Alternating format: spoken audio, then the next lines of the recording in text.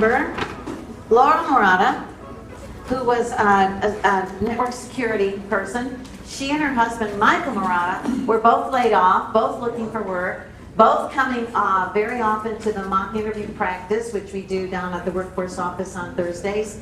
And Laurel finally got a job with a consulting firm and gave a very generous gift to Launchpad in the form of gift cards that we passed out already. And now Michael has gotten a job. As a matter of fact, Michael has 2 jobs, I think. And he's going to tell you about his new jobs, and he's also going to tell you about, I believe the focus of this is going to be about another funding stream that in addition to his regular job, he has a sideline. And when he gets finished, if there's still some time, we're going to talk about some other funding streams. Having more ways to have money coming in so that you have a little bit of stuff to weather the vicissitudes of the economic ups and downs is very important. So, Mike Marotta, newly employed.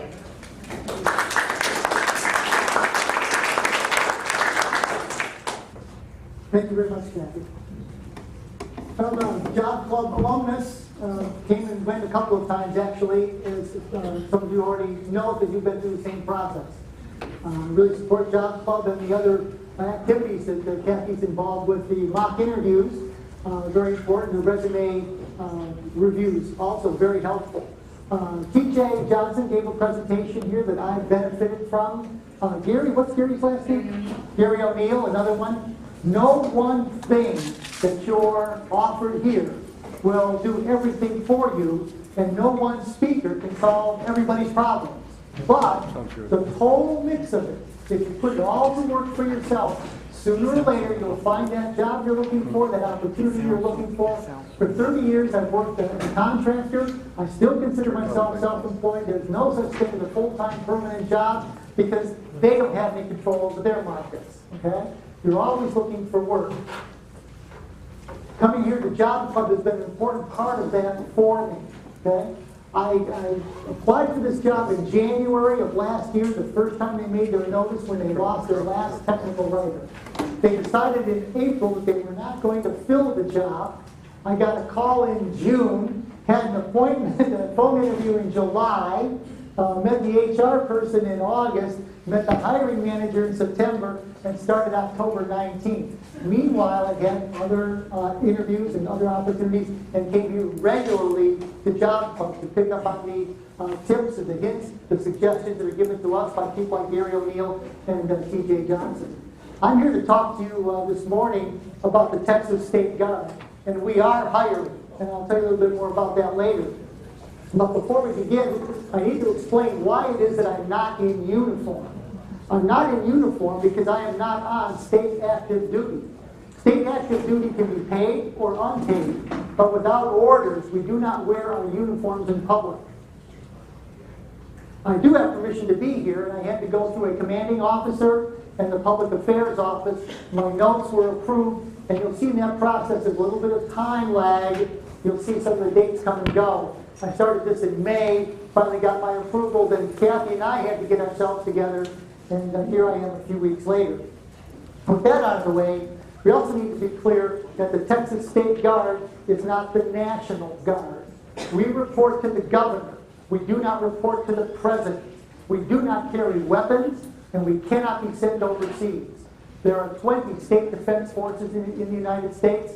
We'll see that Texas is special in some ways, different from those, and all of them follow the same general format that since Hurricane Katrina, since 9/11, we're all involved in emergency management. Our number one job is to take care of people. This morning we're going to learn about some of the many roles and functions of the State Guard. But again, I wanted to underscore that our overarching mandate is to provide evacuations and shelter management in times of emergency and disaster. We are Texans serving Texans. When you hear the phrase Texas State Guard, this is probably not the first image that comes to mind, but it's a very important part of our mission. The medical rangers go into communities along the Rio Grande to provide clinical care, and they do this for two reasons. First of all, Everybody in Texas deserves medical care, and we cannot have entire communities that are not served. And secondly, this is how the medical rangers stay in training for those times of hurricane, flood, tornado, wildfire, man-made disasters, when they have to provide mass medical care. These are 200 drills, and once a month we do drill from 29 sites, from El Paso to Texarkana, from Amarillo to Galveston. The Texas State Guard carries out exercises so that we're always ready to respond. On the right, one of our Army components carrying out ground-based search and rescue, and on the left is the Maritime Regiment extracting a vehicle from the lake. We have 6 working units, and a few things you should know about how they're organized and what that means to the activities we carry out. Because first of all, we are all volunteers. We agree to provide 200 hours a year over 3 years, but we're volunteers. Now, you cannot walk away from a deployment. Once you've been deployed, if you leave, you'd be lucky to have a sheriff's deputy bring you back, because otherwise it's going to be a Texas Ranger. But short of that, it's as much time as you want to give or as little as you have available. And if it gets to the point that it's difficult with work and family, you start missing drills, you start being absent, you just fill out a piece of paper and you separate until you can come back, or maybe you separate forever, but you've had the opportunity to be a member of the Texas State Guard. We are prepared to arrive in 6 hours anywhere in the state from any of those 29 points where we're deployed. And we're prepared to take care of ourselves as individuals for 72 hours. One of the reasons I got into this was that I did a project as a technical writer for the Texas Department of Public Safety, Department of Emergency Management. And I took a course as part of that employment in the management of spontaneous volunteers. As you know, there's flooding going on, has been for 2 weeks now in Onion Creek. They're looking for people to volunteer to help take care of that community. Well, when the disaster first struck, people showed up. The problem is they're called a disaster within the disaster. As motivated as they are, they're not prepared to take care of themselves. Okay? So finding out about that, I look for an opportunity to learn how to be prepared to take care of myself while I take care of other people. These are some of our past actions. Some of the things we've done in the last few years, and you recognize them, they're right out of the headlines. The winter ice storm, the Bastrop fires. We are not currently involved in Onion Creek. And the reason why is because of the legal mandates, the way this emergency management system, the incident command structure defined by FEMA, the way it works, is it starts at the local level. And when the local community is out of resources, they start making requests up the line, from the city to the county, from the county to the state. If that city mayor or that county judge has control, they have resources, they have the availability to take care of that problem, they don't need to make that request upward. And Onion Creek is being handled very well by Travis County and the city of Austin. A few more of the headline grabbers: Hurricane Katrina, Hurricane Rita. Going back actually to 1943, our mission has changed over the years. Oh, number 4 on the list, draw your attention to the oral rabies vaccine program. Working with the U.S. Department of Wildlife, the Texas Parks and Wildlife. Since 1995, they've been doing this. We joined in 2012. We distribute vaccine-bearing bait into the wilds for coyotes and gray foxes. If you like the idea of flying around in an airplane, throwing meat out at wild animals, this is an opportunity for you. But it has had a secondary consequence in that rabies among domesticated animals has also dropped off precipitously as a result of the fact that they've been able to mitigate rabies in the wild canines. This is one of the many tasks that we undertake. There are 4 components to the Texas State Guard, and they model the military services. The air component, they're in charge of what we call the TIC team. Elsewhere in the country, that is called the Tactical Interoperability Communications Plan. We call it the Texas Interoperability Communications Plan. It's a huge radio transceiver so that all of the emergency services can communicate with each other, because in a disaster, part of the disaster is the failure of the internet.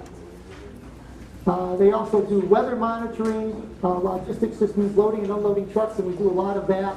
And they support the Air National Guard. The Army component is the oldest. Goes back, they trace their roots to the Alamo, probably 6 weeks before the Alamo.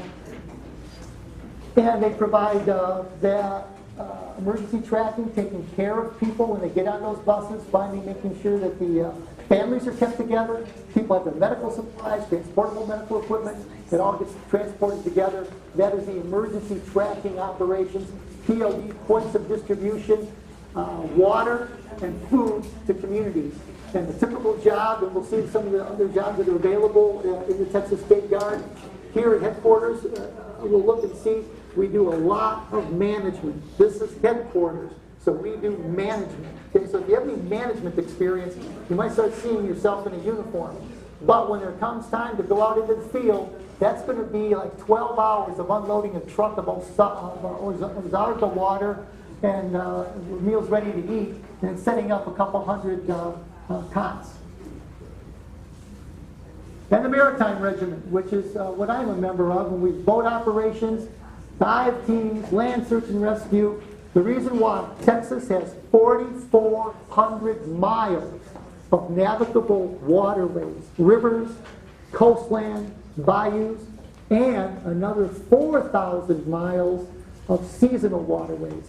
People go out there, they get lost, they run out of gasoline, they run out of batteries, they lose their directionality. They even go to the Ladybird Wildflower Center at sundown, walk around, and 100 yards later, they're lost. Okay, so we go out and find them. Somebody goes out and finds them. We don't necessarily go out and do that, but other people do. And search and rescue is something that TMAR does. And the medical rangers I talked about earlier, again, shelter management, medical support, and medical points of distribution. If you have any kind of medical experience, if you're just interested in medicine, before last training session I participated in, I worked as a trainer to do software training. One of our medical people had no medical experience. I said, well, why are you in the medical rangers? Well, he wants to help out, and his number one job is logistics. In other words, loading and unloading trucks, getting things set up so that the medical rangers can go out and do their work. This is pretty typical. This is just one component, one regiment in Dallas. It's just some of the things that they do. Okay? They have a Facebook page. They're not alone in that. So it happens that the 2014 Miss Texas is one of their troops. They sponsor something called the Spur Challenge. They cover 20 miles in 24 hours, overcoming obstacles on land and in water. They follow maps with a compass without GPS. And all of that while following the FEMA Incident Command Structure. And that's important for all of your emergency response agencies, your fire department, your EMT, your police, us, moving up the ladder to the National Guard and so forth.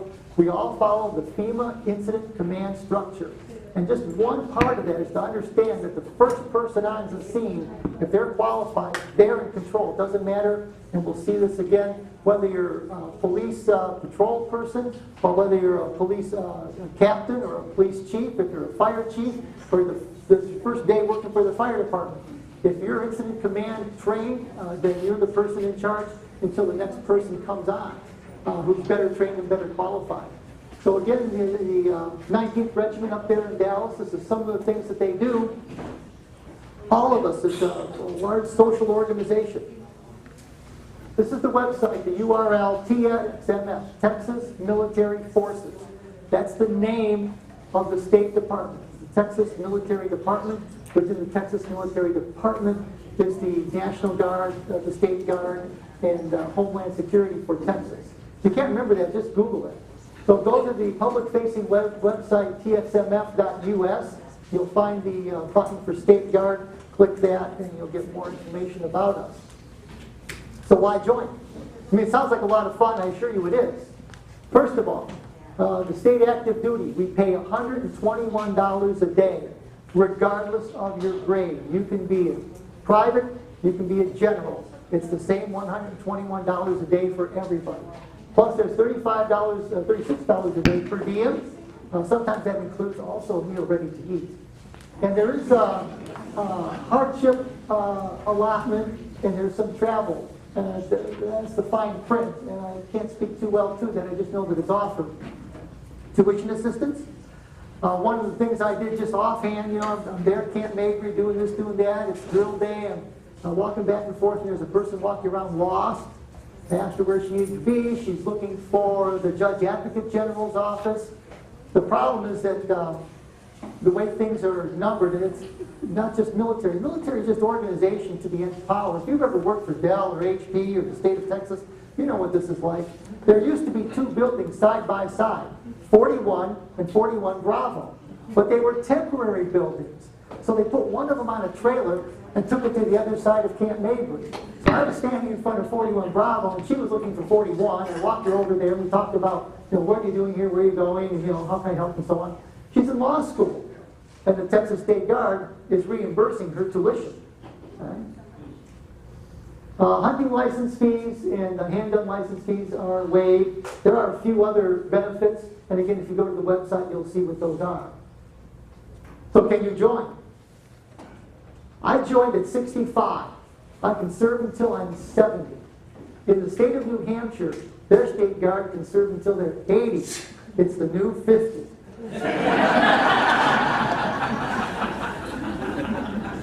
You must be a citizen of the United States or a legal resident of the United States. A resident of Texas for 6 months. Good health, and we'll look at what some of those requirements are. Criminal background check, of course. Driver's license, social security card, the basic requirements.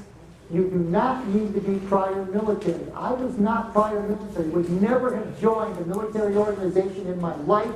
Not that there's anything wrong with the military. My father was wounded in Korea. It just wasn't for me or any of my brothers. The fact of the matter is half of us are not prior military, half of us are. Not being prior military had some requirements. I had to go through boot camp. Honorable discharge. And usually if you come into the Guard, you can bring your last grade. If you negotiate well, you can get that extra stripe. Do you have any management experience? Commissioned officers, non-commissioned officers. Non-commissioned officers are your corporals, your sergeants. I came in as an E4, it's like an Army corporal. I'm a petty officer, 3rd class. Negotiation is everything. This is a job. And they said, do you have any management experience? I said, well, I worked for a year as a dispatcher for a security company. And they said, okay, well, we'll make you an E4. I said, well, okay, it's fine. And so we're going through the paperwork. I said, well, wait a minute. I have a master's degree. Master's degree. He said, oh, we have people come here with PhDs. They want to be generals. Said, all right, okay.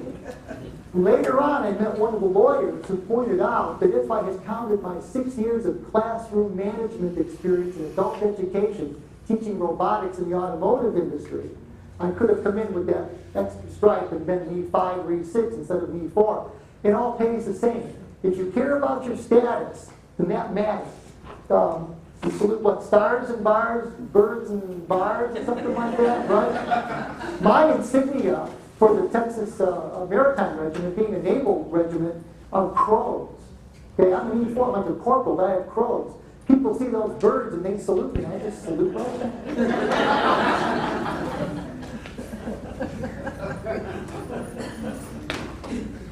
So, commissioned officers are your lieutenants, your captains, your majors, and so forth, and they do the top-level management, okay, the higher conceptual stuff. But our jobs don't relate necessarily to our grades or ranks. When it comes time to unload a truck, you can have a non-commissioned officer, you can have a corporal or a private behind a computer screen keeping track of everything, while people with bars and birds are out there unloading that Ozarko water and those MREs and setting up those tents. Do you have any special skills? In the military, there are specialists and warrant officers. A warrant officer is an officer who is not in command of a group. They have technical skills. And this came from 2 threads in the military based on class-based societies where some people are born better than others.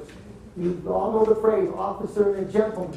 When invitations go out, social events go out to officers and their ladies, soldiers and their wives. Okay? So what do you do then when you have somebody who would otherwise be flying an airplane, which is an officer's job, but oh man, you're just not the right class. Well, you make them a warrant officer. Okay? So these are people with high-level technical skills, and in terms of their technical expertise, that's computers, management information systems, logistics. Then you might have a group of people that report to you, but that's not exactly the same thing as being in command of a group where you would tell them to run out there and go do something. Good physical condition. Okay? If you fail boot camp, if you fail the physical part of boot camp, you still pass boot camp. You just don't get the ribbon, and you cannot be deployed for pay. You can still volunteer. And again, we're not looking for Rangers and Green Berets and Navy SEALs. We're just looking for people who can unload a truck, set up the tent, set up cots, take care of 100 people. We Nipmar Road Recreation Center in Dove Springs. We have families there. Okay, you can work 12 hours. Oh, What are the numbers underneath the age range? okay, this is what you have to do. So if you're 32 years old, you have to be able to do 15 sit-ups. Yeah, so that's okay. 15 sit-ups. Okay. Well, for me, not always a requirement. For me, as a technical writer, I just had this discussion with my coworker. A picture's worth 1,000 words. She would rather put in 1,000 words. I would rather put in the picture. Okay. So here's part of the 500 words to support half the picture. For my age, I had to do 8 sit-ups. I had to do 4 push-ups. I had to clear a mile in 14 minutes and 50 seconds. I could almost walk that. Okay? When I started in December, I could do none of it. I started just by doing toe touches and crunches. Okay? 4 months later, I was down there in the 32 range, and my run walk was in the 17 to 21 range. And again, that's not too hard. 11 minutes for a mile, that's jogging. You can do that. So you can do this. Is it boy push-ups or girl push-ups? Oh, good question. Everybody does boy push-ups. Everybody does boy push-ups, but you're allowed to rest. It's 2 minutes. And for boy push-ups, you can rest like this, okay? And for the sit-ups, you can rest in the crunch position with your knees on your elbows. You can rest until you recover, and then make it. And in doing that, you can always get that extra one in there.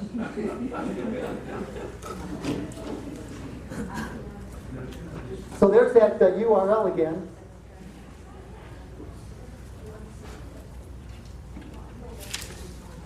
As I said, I came to the Texas State Guard by way of the Department of Public Safety. So I was working on a project for them in emergency management. So I took the class of spontaneous volunteers, looked for a religious group, looked for a group, and they're all religious, and I'm not. Okay?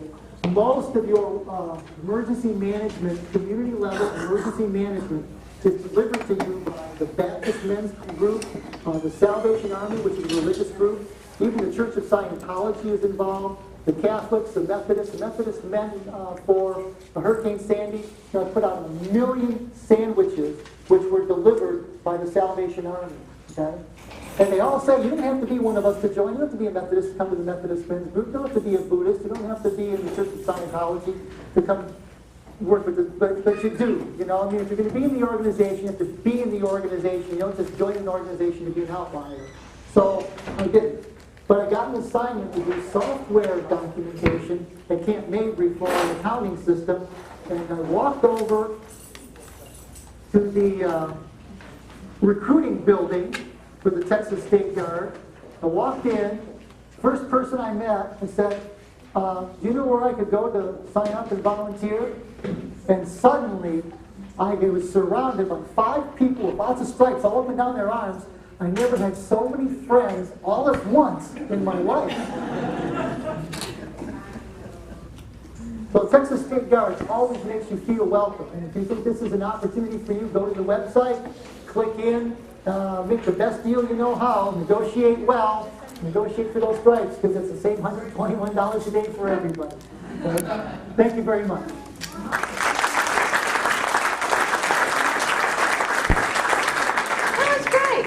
Well, I was totally confused, obviously. I thought it was the Texas National Guard. I wrote that in the information about what he was going to talk about. It is a bit of a funding stream, not a great one. I do have one question. So you said,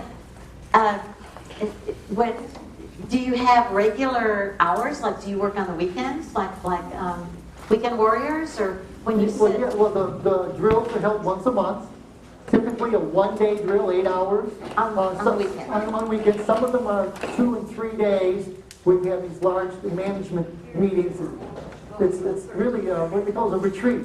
Think of it as a management retreat. You go into the woods and sleep on a cot with 5 or 6 other people in their cots, and then you eat in a big dining hall, and do that a couple times a year. That's how you get those 200 hours in. And for the holidays, the drill is like 4 hours. Everybody wants to go home for Christmas. Okay, so it's Boy Scout camp. I got it. You got it. What's up here for grown-ups? Okay. All right. All right, very cool.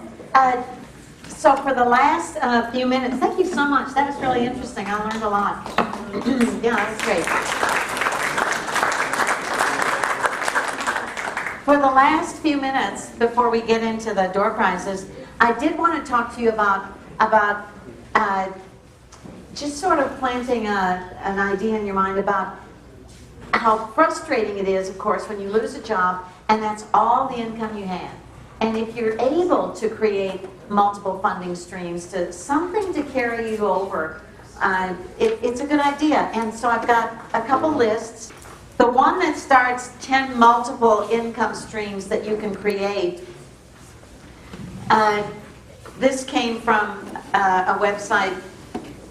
Somebody had, the Mogul Mom has a blog, and what she talks about is sort of starting with a blog and then trying to monetize it. And lots of people these days have a blog. One of the things that we encourage you to do, we've even put it in the handbook, is while you're unemployed, see if there's a way that you can create a reputation for yourself as an expert in your field. And then when somebody thinks of, oh gosh, I just heard about a technical writer. Well, we've got Mike Marotta, because he's made presentations and he's told us that he's a technical writer. Anything you can do to create a reputation for yourself as an expert so that you are the first person people think about. So starting a blog is one, making presentations is one, writing a book is one. Lots of you are familiar with Mark Miller. He has been a speaker frequently in Launchpad Job Club. He's on our board of directors. He did that, and he did that creating a reputation for yourself as an expert in your field so successfully that he's kind of a model for that whole process. He had been a technical trainer for IBM. He was then a teacher. He became another technical trainer for an expanding company called Life Science Communications, and he didn't like any of it. He wanted to be a career coach, and so that was going to be his new identity. And he got certified to do the Berkman inventory testing, so that was going to be helping him become a career coach. And then he decided to write a book on looking for a job. He self-published a book. He made it available for free for a while on Kindle so that he could get a lot of people reading it and writing reviews. He learned how to become a speaker. He had been a speaker, but he perfected that craft. Some of you, if you saw the transformation of Mark Miller before he was trained as a speaker and after he was trained as a speaker, his before, it was very colorful. It was a little bit blue. He had a lot of cuss words in it. He rambled a great deal. It was not a cohesive presentation, and he got better at all of that. He consulted a colorist to help him dress better.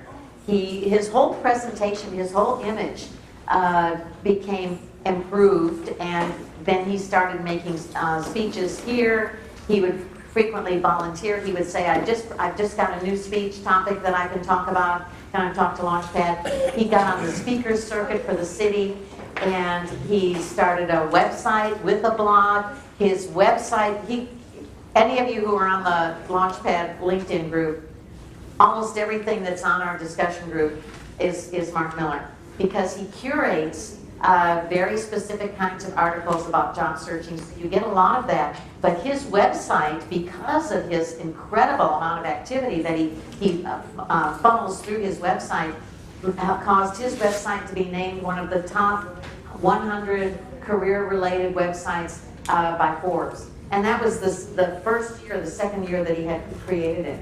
He has been a keynote speaker at conferences at various places throughout the country. He's been a speaker at South by Southwest, all because he has been able, through all of these different ways, to monetize his new career.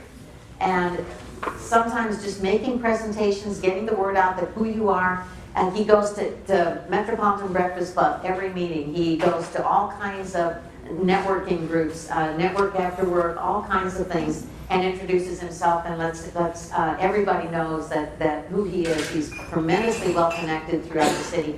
So anyway, all of these things are things that they've talked about, how to create a revenue stream. It's not just selling Amway on the side. It's not just getting a part-time job waiting tables. It's how can you monetize things that you love and make a reputation. So they talk about that sort of stuff.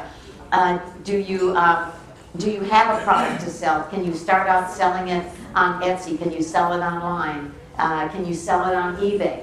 And then if you've got products, then can you wholesale it? Can you sell it in a different way? Can you create a website? Then can you get advertisers for your website? Can you, all these different ways to monetize and be a speaker to publicize all of that.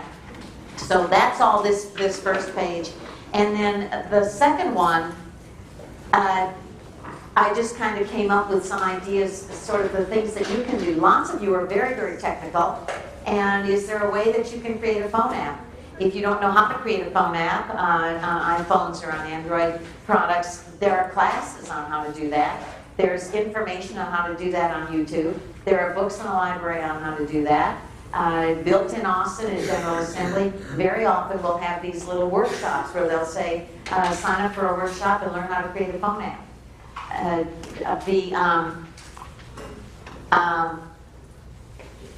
What did I even call it? I used to do it all the time. Mac Users Group. So even if you, whether you have a Macintosh or you don't have a Macintosh, you have an Apple computer, you don't have an Apple product, you can go to the Mac Users Group, and they frequently will have little classes on how do you make an app that would work in the Apple products. So anyway, phone app is one way to monetize it. I hate to even talk about this. One of the first people that I ever heard of that created a phone app that got into the Apple store and was sold for 99 cents a piece and ended up making this guy a millionaire. He lives in Cedar Park, and the phone app was one of the first ones that I ever heard of created, and it makes a fart noise. I don't know. But he's a millionaire. I didn't know where to go with that. But okay, that's enough of you here. All right, so are you a neat freak? Can you market that? We had a job club member. First name was Bunny. I can't remember what her last name was. It was a curious name, but in addition to her regular job, I know she got laid off from Dell. I can't remember. I guess she was a project manager. But she also was a neat freak, and she created an organizing business, and she was called the Organizer Bunny. And she would go declutter people's homes and made money doing that. And when she lost her job, she marketed that aggressively and made enough to support herself while she looked for another more lucrative job. Accounting and bookkeeping, whether you become we have a person who was an unemployed accountant, and she doesn't make a lot of money through Launchpad, I can guarantee you that, but she's the treasurer for our nonprofit. Little nonprofits have to have treasurers, and sometimes they pay them, and if you've got those kinds of skills, do it. My husband has a degree in accounting. He's not an accountant, and I don't even know if he's a good accountant, but a friend of his who was starting a painting contracting business didn't have any idea of how to set up his books. And so my husband helped him set up QuickBooks, And so enough for him to just pay his bills and get stuff ready for taxes.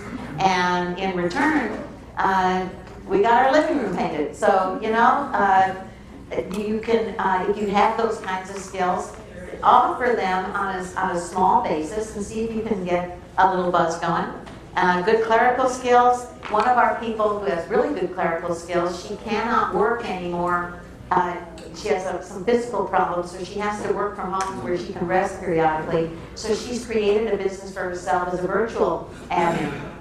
And she has a dozen different clients, and she does different kinds of work for them. So she's supporting herself and her child through that kind of a business. Freelance, we've had a whole presentation on freelancing, and you can register whatever it is that you're good at, that you can do, and pick up some freelance work in addition.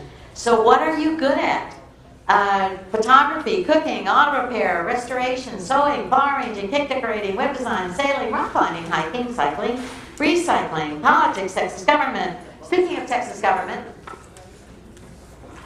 this is your future, the blank brain. This is a very good friend of mine, and I can't remember his name. But I knew him as a pundit on Texas government, and he's quoted on the radio and in the paper all the time. And I always thought that was his entire business, that he wrote articles on Texas government, he analyzed Texas government, he is an expert on Texas government. Who would want that job? I don't know. It's such a seedy world that he lives in. But I saw from the impact that he actually has a family business in South Austin, and he sells flags. In the little thing about this guy selling flags, never even mentioned that he is known throughout the country, really, as the registered expert on Texas politics, on Texas government. So, at any rate, what are you good at? What do you care about? What do you love? Gaming, or gambling addiction. Is there anything that you consider yourself to be an expert on? Early childhood education, parenting, gardening, flying, dancing, writing, editing, proofreading, opera, theater, movies. Are you a news junkie? Are you a bird watcher? Do you sing? Do you play an instrument? Do you do poetry? Do you have theology? Do you travel? Do you yoga? Can you sell it? If you can't sell it, can you teach it? If you can't teach it, can you talk about it? Can you get paid to be a speaker at various places? Can you write an article about it? Can you write a blog about it? Can you write an e-zine about it? Can you write a book on the subject? Can you monetize what you love? Can you monetize what you care about? Can you become an expert in your field? And as an expert in your field, can you market that, and can that lead you to your next job? One of our success stories in this was another board member, Jim Adcock. I've talked about him many, many times.